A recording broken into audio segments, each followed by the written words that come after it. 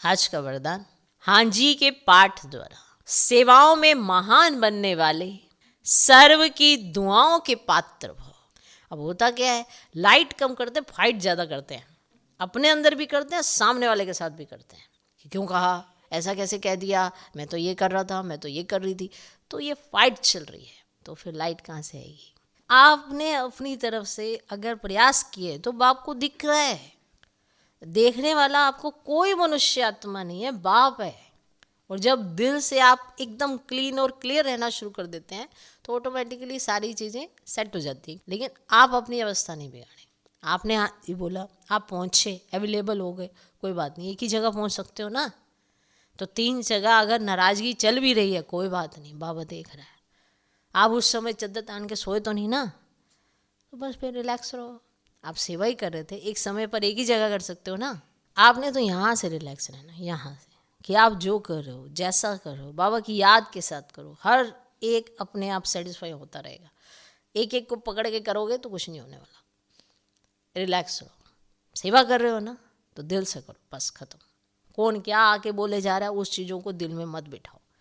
वो अपनी स्थिति की वजह से परेशान है, उसकी अपनी परिस्थिति है, उसकी अपनी कंडीशन है, तो वो किसी और को नहीं बोल सकता, तो आपको बोल गया ये ऐसे से बोलता हुआ चला जाएगा। आप कहें क्या, मैंने तो कुछ किया ही नहीं, मैं तो पहुंच जाऊँ, मैं तो, इसमें द्वंद्व में मत जाओ। ये तो टेम्परेरी चीज़ें हैं, होती रहती है। ओके, कोई भी सेवा खुशी और उमंग से करते हुए सदा ध्यान रहे कि जो सेवा हो ना उसमें सर्व की दुआएं प्राप्त हो। क्योंकि जहाँ दुआएं होंगी ना वहाँ मेहनत नहीं होगी।